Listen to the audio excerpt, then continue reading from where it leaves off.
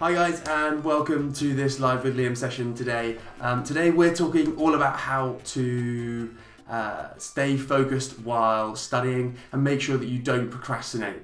I know that this is a massive issue that we all face. I definitely have experienced this over the course of my sort of studying career. I remember, and I always tell this story to everyone I speak to, when I was doing my A-levels in the UK, so those are the exams we do when we're 18, I faced massive problems with procrastination. I got to a point about 3 or 4 weeks before my exams were due to start, and I'd barely done any revision because I'd spent so much time mainly playing Clash of Clans, I think it was, but also trying to work out ways to market my books or ways to do anything really other than study properly. So I completely get this as a massive issue, and especially in the modern age that we live in, with text messaging, with social media especially, you get an Instagram or a Facebook notification pop up and suddenly your attention is gone from the work you were doing.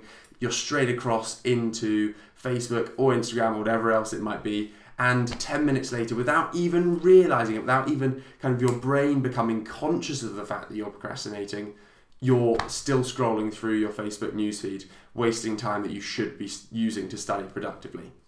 So today we are going to first of all straight away get into exactly why do you struggle, or why do we struggle to stay focused while studying. What are the causes of procrastination, and why as human beings, and why as human beings with what I like to call our inner chimp, that is a part of our brain that is particularly prone to becoming distracted because it likes short-term satisfaction. What is the cause of our procrastination, and really to help us understand that is really at the sort of key and the basis of being able to then go on and combat that. Because if you don't understand the issue, you don't understand where the desire to procrastinate is coming from, then you can't really ever sort of overcome that issue. So that's the first thing that we're going to be talking about. And then we're going to go straight into techniques, specific techniques. I've got 4 for you today that you can use to make sure that you absolutely stay focused while studying. And essentially these techniques, again, will come quite naturally out of really understanding why it is that as human beings we want to procrastinate. What is it that makes us feel inside like, oh, I'm just going to go and have a look at a Facebook notification, or I'm just going to have a look at my web browser I've got open, even though I kind of have no real need to. So let's get straight into it. Let's talk about why as human beings we are built almost to procrastinate. So as I've said, I've just mentioned that I like to call this the part of our brain, the inner chimp. So as human beings we are essentially evolved from animals. Our brains are still, although highly advanced, still in a state of almost half animal, half human condition. And that means that while there is a part of our brain, and we'll get onto that later, exactly how you can kind of knuckle down into using the part of your brain that wants to study, that can see the long-term benefits. The other part of your brain, which is the inner chimp part, is the bit that really doesn't want to exert any effort.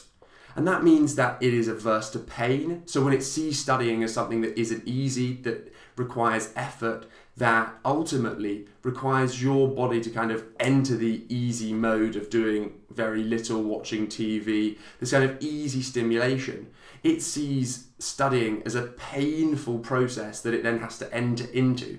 And so it, as an inner chimp, which desires immediate satisfaction for minimal effort, will essentially tell you that you shouldn't do that, that you shouldn't put yourself in that pain, that in the moment, unnecessary pain. And so this kind of issue of having this sort of inner chimp, all of us have it in our heads. How exactly can we go about trying to A, understand and control that, and B, overcome the desire for this inner chimp to stop studying and to get distracted by Facebook or whatever?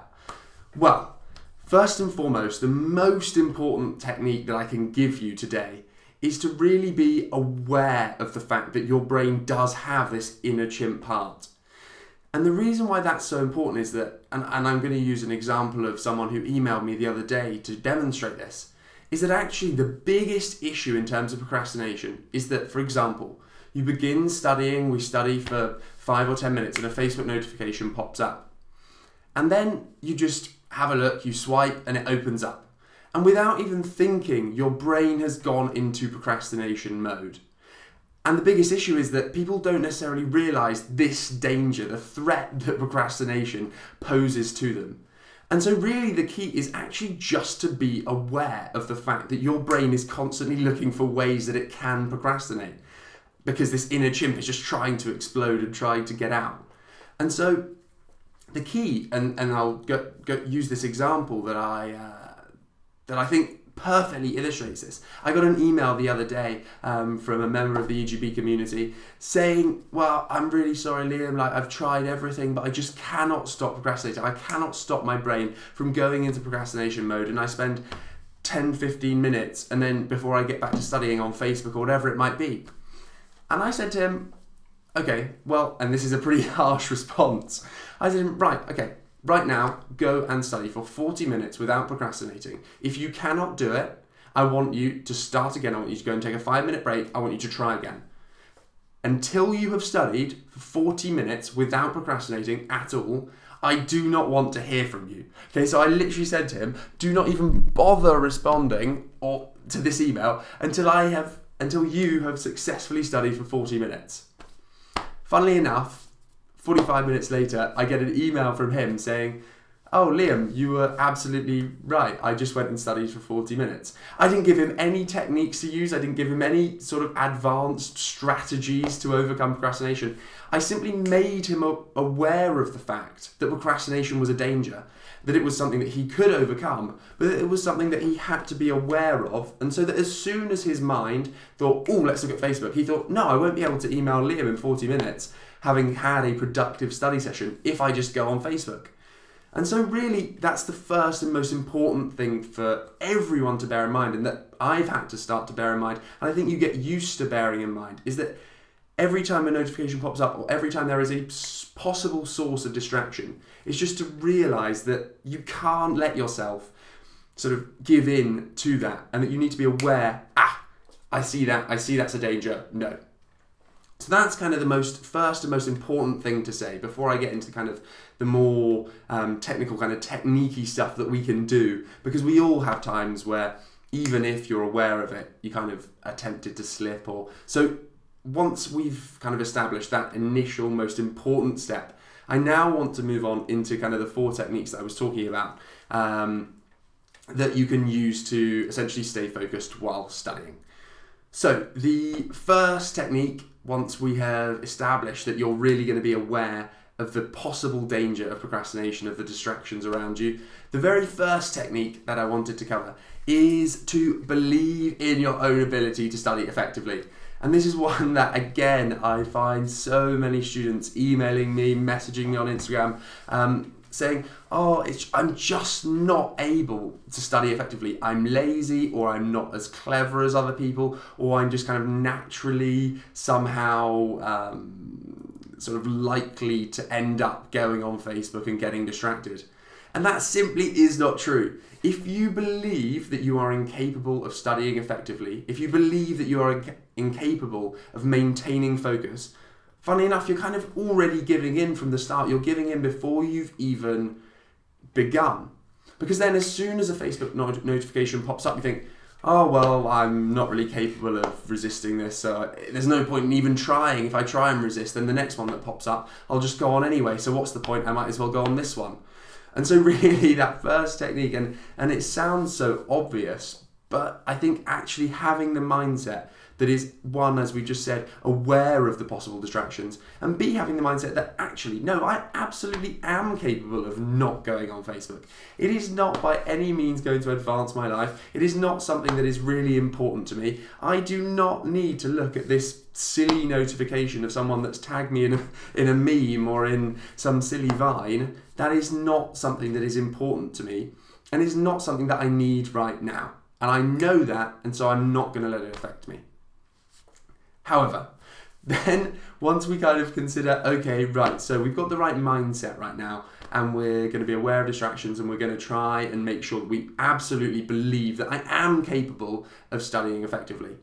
However, longer term, as you move forward, actually I think it is really useful to have a bank of techniques, and these are techniques that I use all the time for when that kind of willpower is somewhat lacking. So the next technique is to, so these are kind of inner chimp techniques. So I just wanted to mention here that these techniques essentially now, the next two, are all about how we kind of admit, yes, we have this inner chimp, but how do we overcome that? So the first kind of inner chimp techniques, this is technique number 2 now, is to really see studying as a positive and self-improving kind of challenge rather than as something that is going to cause pain. So this refers back to exactly what I was talking about when I was saying that we all have this inner chimp part of our brain over here that is saying, no, I don't want to, this is what, for example, when I'm running, and it says to me, no, just stop, just walk, there's no point in putting yourself through this, you're not gaining anything. It's that part of your brain that sees studying as, no, I don't want to study, I don't want to spend hours sat at this desk doing boring maths and seeing, and it essentially sees studying as this kind of massive challenge that causes your brain pain in a way by having to think, by having to exert this effort. And I can absolutely relate to this, and this is again really recently over, and I am continuing to at the moment for a project I've got to do at university. I'm having to analyse the way people speak, and some of you might have seen me doing this on my Instagram story or on any live sessions that I've been doing where I'm studying. But basically I've got to analyse these people speaking, and I had built it up in my brain that this was the most boring thing in the world. And so every time I would go to do it, I would put it off. I would say, oh no, I just don't want to do it. It's so tedious and so dull. And then yesterday I was sat there and I sat down to do it. And I suddenly thought, actually, this isn't that bad. It's not that bad at all. I have to do a couple of hours of it. And yes, it's not the most exciting thing I've ever done, but it's really, in comparison with other things I could be doing, not actually causing me any pain. It's not really a problem.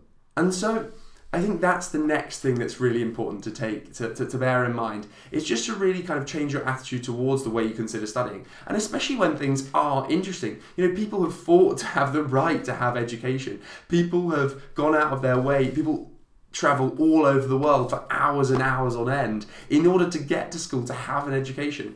So when you're sat there in front of a maths problem and you think, oh, this is awful, this is causing me so much pain, I can't even, and especially before you even start and you're thinking, oh no, I just don't want to have to do that maths homework, it's going to take me forever and I'm never going to be able to do, just think, actually, this is a challenge that I'm going to accept and I'm going to blimmin' well do it. And I'm going to successfully complete all of these questions, and at the end I'm going to have a sense of satisfaction from it.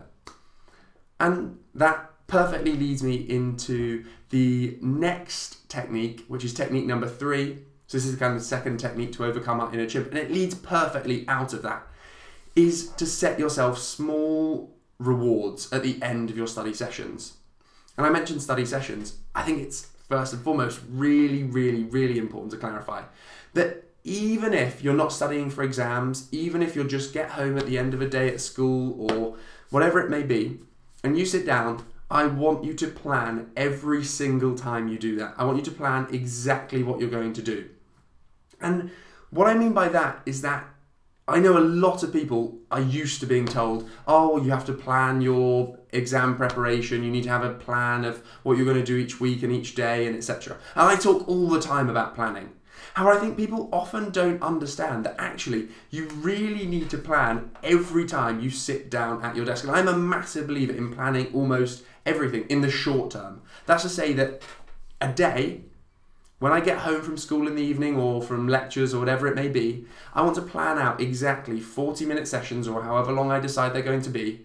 And I want to set myself a goal for each of those sessions.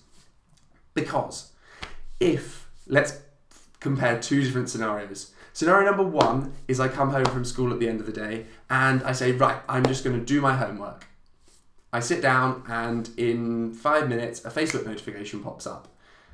And so because I haven't set any constraints on the amount of time I need to study before I can look at that notification, the temptation to just say, oh, well, I'll look at it now, it'll be 2 minutes, and then I'll get back to studying. Because I have no boundaries between what is study time and what is kind of free procrastination allowed, distraction allowed, do whatever you want time.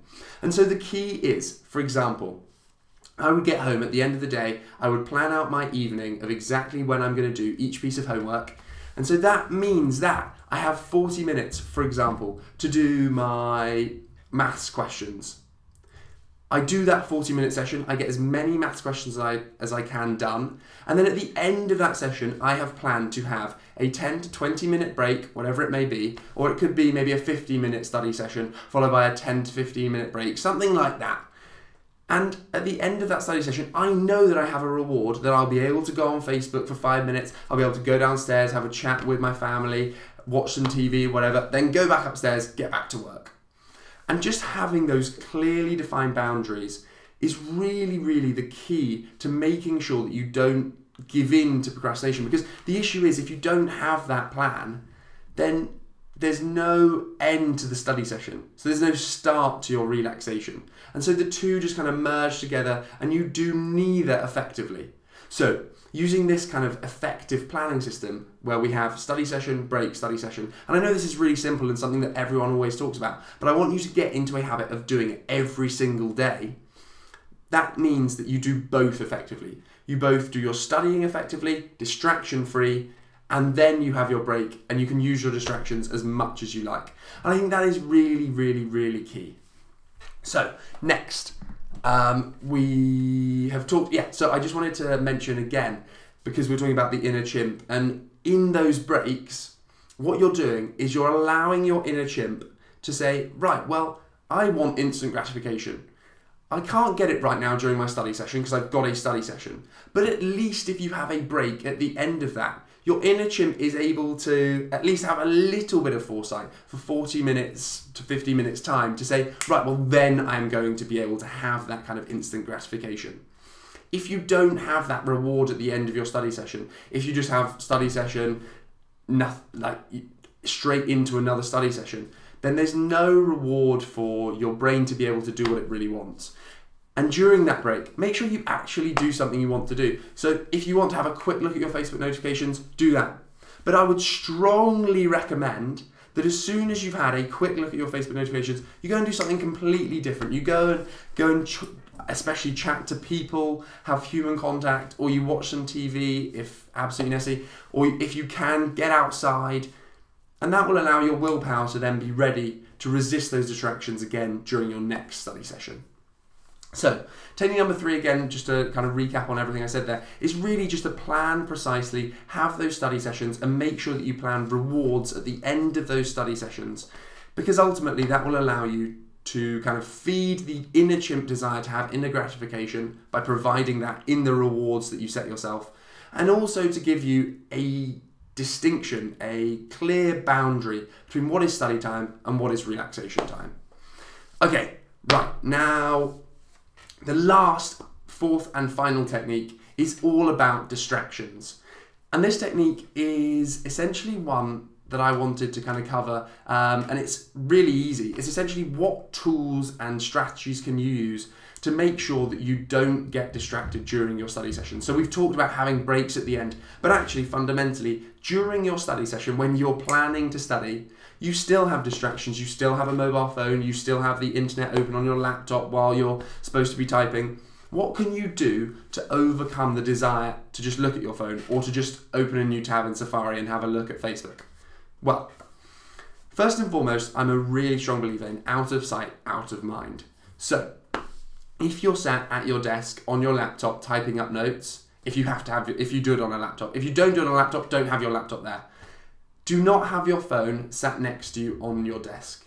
I promise you that in the 45 minutes, 50 minutes, however long you're studying for, nothing earth-shattering will happen on Facebook. I promise you that you will not miss anything, you will not have massive FOMO if you fail to immediately see the meme that your best friend just tagged you in. know that, and know that having your phone sat behind you on your bedside table so that you can't see any notifications pop up, you can't even be tempted to kind of have a look at it if it's on airplane mode, will not do you any harm and will fundamentally really help you to avoid that distraction. And a key thing to note here, really important, the biggest problem that people face in terms of going on their mobile phone during study sessions is that it's there, a notification pops up, and they are able to immediately, without their brain even realizing it, enter into procrastination mode. What we're doing here is any way you can by putting your phone out of sight. If you want to use your phone during your study session, for example, to go on the internet to look at vocab or whatever it might be, then put it on do not disturb mode. Essentially anything you can do to mean that your brain will have even a second or two to realize that you're about to start procrastinating, which, when you're aware of the danger of procrastination, will allow you to snap out, say, no, I'm not going to go on that distraction. The issue really comes when you go immediately, kind of instantaneously into distraction mode without even realizing. So, airplane mode is a really good one if you want to have your phone next to you. I really recommend just putting your phone out the way. But you can also use airplane mode. Whenever I'm on my Mac typing up my notes, I always have do not disturb mode turned on. That means any notifications that would pop up don't, so I don't have the temptation of just being like, oh, I'll just have a quick look at that. No, just don't have it on do not disturb, and you can do that on any laptop. And a couple of apps that you might find really helpful, especially for your computer, if you want to be using your computer while studying, but you also want to avoid distractions. Cold Turkey is my #1 app for my Mac. I use it all the time. It's essentially a way to block other applications, other websites while you're studying. So you can set it to for an hour, for example, and it won't allow you onto any of the websites you've got it set to. You can also set it for apps if you pay for the version. And essentially it stops you from being able to go on your distractions while you're sat on your computer. Because I saw a stat the other day, and this is amazing, 40% of our time on the internet is spent procrastinating. So if you can just cut that out, rather than using your willpower, just do not allow yourself to even begin getting distracted by using an app like Cold Turkey. For mobile phones, a really popular app that I know loads of you guys use, that I have started using a little bit, is Forest. Forest app that's available Android and iPhone. Really recommend it. It works really well. Essentially, you grow a tree while you're studying, and if you go off the app, your tree dies. So that's really cool. People seem to really like that. And I also recommend, I think most of you will have seen my study time-lapse sessions that I do on Instagram, which I know loads of people are now using really effectively. Essentially, you can download an app. You can use the one on your iPhone if you have an iPhone, or an app called Lapsit is the one that I use. You just set it up and film yourself while studying in a time lapse. So it takes a photo every couple of seconds or every second, and then you make a video of it. And essentially that means that you cannot go on Facebook, because if you go on Facebook, then it will be obvious. You'll be able to see in your time lapse video that you've been on Facebook, and at the end of it you get a really cool 15-second video that you can watch, and it's so satisfying to watch, especially if you're making notes. You get to watch in 15 seconds yourself typing ridiculously quickly, obviously because it's been sped up, and you get it makes you realise just how much you've managed to cover in those 15 minutes. So I 100% recommend this study time lapse. And another just quick thing to note, I quite often get people saying, well, I don't want to post my study time lapse on my personal account. On Instagram you can create an account that no one will ever really see in a matter of seconds. So why not create another study account, a special study account, and only post your study time lapses on there? And that will help you kind of you can put them using the hashtag study time lapse on Instagram, and they will go in with all of the others in there, and you'll keep kind of the part of the study time lapse community in there. So that's a technique that I absolutely recommend. It's been so powerful for me, more powerful than I ever thought it would be, because those are the most productive study sessions I have, is when I'm study time lapsing, and then I get to share it with all of you guys, which is awesome too. So yeah, so those are my kind of top apps that I would really recommend. And the last thing I want to say on making sure you don't get distracted when you're on your computer is I really recommend that you close down different tabs that you have open when you're studying. So for example, on Safari, I know that people often have Facebook kind of open there, and they'll just minimize Safari and then go get to work. The issue is, again, because of that time that is required, which is none whatsoever, in order to be on Facebook and then your mind to slip into procrastination mode. If by contrast you've closed the tab, you then have to open Safari or open whatever web browser you use, open a new tab, and then type in Facebook. And by that time, your brain has kind of realized, oh, I'm going on Facebook here. This is procrastination. No. Whereas if you just have it open, the temptation just to slip across into Facebook, and then your mind not even to kind of click the fact that you've gone onto Facebook, is a real kind of danger. And that's probably the single biggest thing, and it comes straight back, and just, I'm going to finish in a minute, and I'll get on to some questions. The biggest problem, guys, and I cannot emphasize this enough, is people not being aware of the danger of procrastination and not really kind of being aware that the key to not procrastinating and to staying focused is to know that procrastination is there. It is something that our inner chimp wants us to do, and every single person faces that. But fundamentally, it is up to you to, first of all, really try and use your willpower to prevent that, get into a habit of not going on those distractions, but actually to give your brain a little bit of time to say, no, inner chimp, I am not going on Facebook or I'm not going on Instagram, by having these kind of, use these techniques to mean that that instantaneous switch over into Facebook or into Instagram isn't possible, so that your brain can switch. And then because we are aware of the danger of procrastination, you can say no. So that's kind of really essentially all there is to it. It is essentially a two-step process. First of all, give your brain time to realize that there is a danger of procrastination by using these techniques like closing tabs, using apps, whatever it may be, that allow your brain to realize that you're procrastinating. And then step number two, essentially to use your willpower and say, no, I am not going to procrastinate. And just realize you absolutely can say that. It isn't difficult, and fundamentally we are all capable of doing that. And I have kind of discovered that over time, and you absolutely are capable of discovering that too. So I am now just going to have a quick look. Molly asked a question earlier. What if you know you can't do the maths homework? I've got that issue now. AS Maths is just too hard. So if you can't do homework, I understand that, especially if you've got a real challenge and something you find really difficult, the temptation to procrastinate is all the more present, because you think, there's no point in me even trying because I'm never going to get anywhere. Fundamentally, I think that actually, first of all, I would say I have, and every single student has experienced the feeling of not being able to do something and of finding things difficult.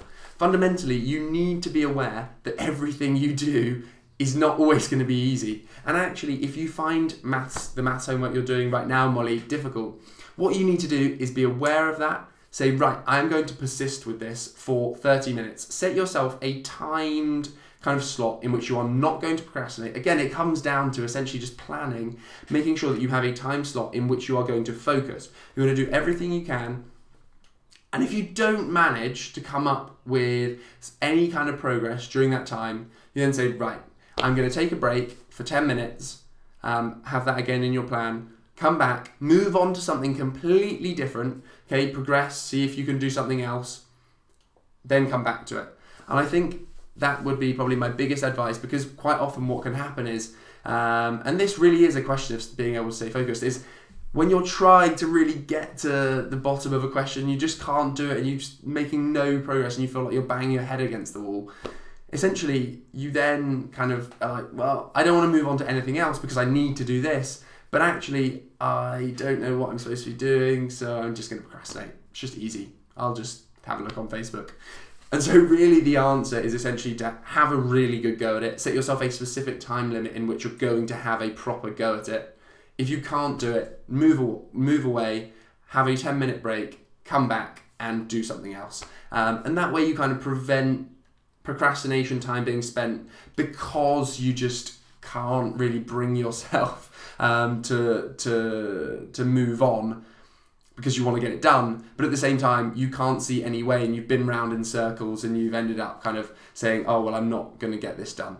So that's really my advice on that is, yeah, give it a good go And if you can't do it, move on and come back to it later. Because that, as you kind of pointed out, is a surefire way to procrastinate, is to try hard at something, go round in circles, and then kind of continue to sit there mulling over it, because actually really you're probably not going to make any progress very quickly. So the answer is just go away, come back. Yeah, so that's that. And just a question on how long it takes to revise, Marie Anna. Absolutely, like 67 days is absolutely enough time to do your revision. As I say, when I was doing my A-levels, up until, I think it was about 4 weeks beforehand, I had, and even till about 3 weeks before, I remember really being in a position where I was panicking, thinking, I'm just procrastinating so much, I'm getting almost nothing done. And it really took that kind of shock to kind of flick me into hard work mode. You absolutely can do it, but even if you're not in the best position and you're a little bit kind of late coming to the party on revision, you feel like you've been really unproductive and you've been procrastinating, actually fundamentally you are where you are, and there is no point in saying, oh well, I just don't think that there's no point in me revising because and just panic. Going into panic mode is not helpful to anyone. So you just need to say, right, what has happened, I have been unproductive, I have been procrastinating, what am I going to do differently? I'm going to use the techniques that Liam's just talked about in this video, and I'm going to be productive. And that's really all you can do. Essentially, just remember, you absolutely can focus while studying. You absolutely are capable of overcoming those distractions. And the key, and I'm just going to reiterate this one more time, the key is first of all to give yourself, your brain, time to realise that you are going into procrastination mode by delaying the ability for you to access your distractions. So that means using apps, or that means having your phone behind you where you would have to reach back to go and get it. That means essentially creating any distance at all possible between yourself and your distractions. And then second of all, just being absolutely aware of the fact that you can resist the desire to go on those distractions, and you can say to yourself, no, I'm not going to go on that. I'm going to study until the end of this session because you've planned effectively. I'm going to study until the end of the session, and then I have my break during which I can have a look at those notifications and I can do whatever I want, and I can reward myself for studying effectively. Okay guys, it was absolutely awesome to speak to you here today, and I cannot wait to speak to you again in another 2 weeks' time. I hope you found that useful, guys, and have a great day. See you again, guys. Bye. Hey guys, thanks so much for watching that video that was broadcast live to our awesome Facebook group, the EGB community. Now, what's this group all about? It's a place where we help, support and motivate one another to study more effectively. So if you want to get inside, simply click here. Then, if you want to get your hands on our free 10 study hacks for better grades guide, simply follow here. And last but not least, to make sure you never miss out on any of our YouTube videos, simply subscribe to our channel by following this link right here. Thanks a lot for watching, guys, and I will speak to you again very soon. Awesome work. You're awesome. Whoop whoop. Smashed it. Ish. Thanks for watching.